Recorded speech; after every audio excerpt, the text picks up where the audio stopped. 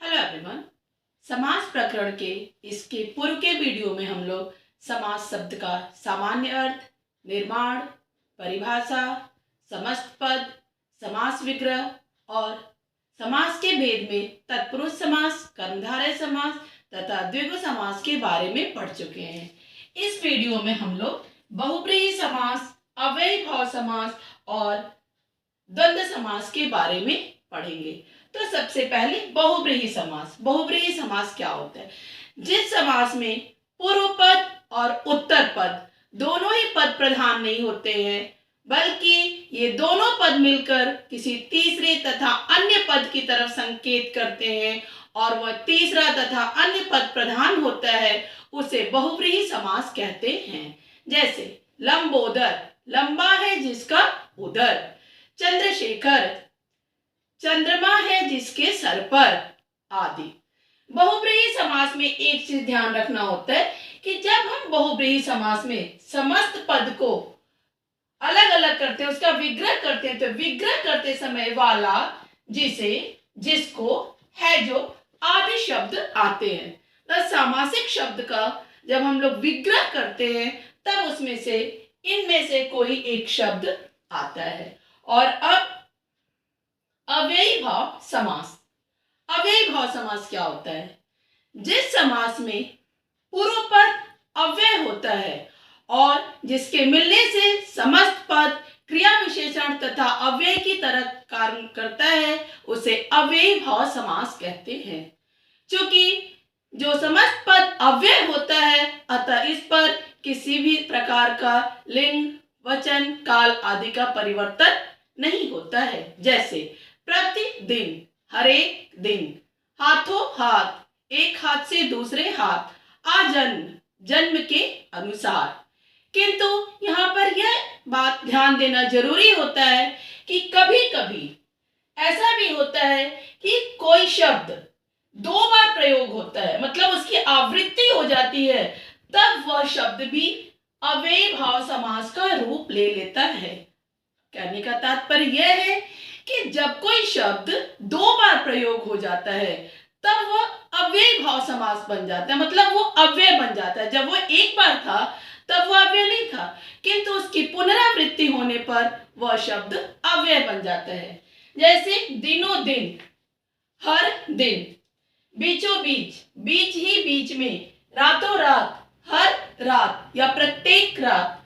अच्छा, यहाँ पर एक चीज और ध्यान देना जरूरी होता है। योजक चिन्ह जो होता है वह द्वंद्व समास के मध्य आता है, किंतु कभी कभी योजक चिन्ह का प्रयोग अव्ययी भाव समास में भी हो जाता है।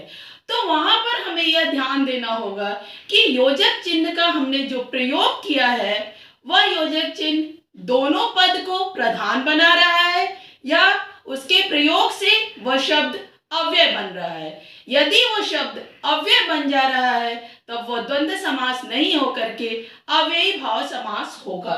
जैसे गांव, गांव, अब बीच में इसमें योजक शब्द है, लेकिन यह गांव गांव जो है यह अव्ययी भाव समास है, क्योंकि इसकी पुनरावृत्ति से यह गांव जो है अब अव्यय शब्द बन गया है। उसी तरह से घड़ी घड़ी, प्रत्येक घड़ी, यह भी द्वंद्व समास न होकर के अव्ययी भाव समास है।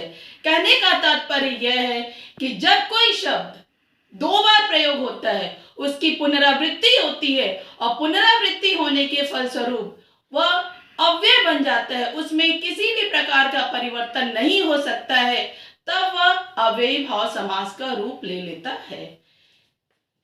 अगला, छठवां और अंतिम है द्वंद्व समास। द्वंद्व समास क्या होता है? जब किसी समास में प्रथम पद और उत्तर पद, पूर्व पद और उत्तर पद दोनों ही पद प्रधान होते हैं, दोनों पद समान होते हैं, वहां पर द्वंद्व समास होता है। जैसे माता पिता, माता और पिता, भाई बहन, भाई और बहन, लाभ हानि, लाभ और हानि।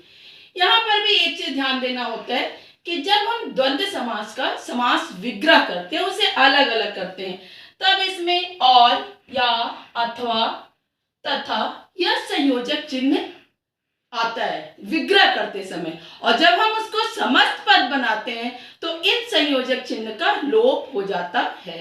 जैसे भाई और बहन, जब हम इसका समस्त पद बनाए तब हो जाएगा भाई बहन। द्वंद्व समास में एक और चीज ध्यान देना होता है कि कभी कभी द्वंद्व समास में ज्यादातर दोनों पूर्व पद और उत्तर पद के मध्य योजक चिन्ह का प्रयोग होता है, किंतु कभी कभी बिना योजक चिन्ह के प्रयोग के भी द्वंद्व समास हो जाता है। जैसे सत्यासत्य, सत्य और असत्य, लाभा लाभ, लाभ और अलाभ। तो यहाँ पर यह द्वंद्व समास इसलिए हुआ क्योंकि जब हमने इसका विग्रह किया तो और, जो कि हमने पहले ही बताया कि द्वंद्व समास में विग्रह करते समय और, तथा, अथवा यह सब शब्द आते हैं। तो जब हमने सत्य असत्य लाभालाभ का समास विग्रह किया तो इसमें और शब्द आया, अतः यह द्वंद्व समास है। यहाँ पर हमारा यह वीडियो पूरा हुआ। आगे की बातें अगले वीडियो में। धन्यवाद। आपका दिन मंगलमय हो।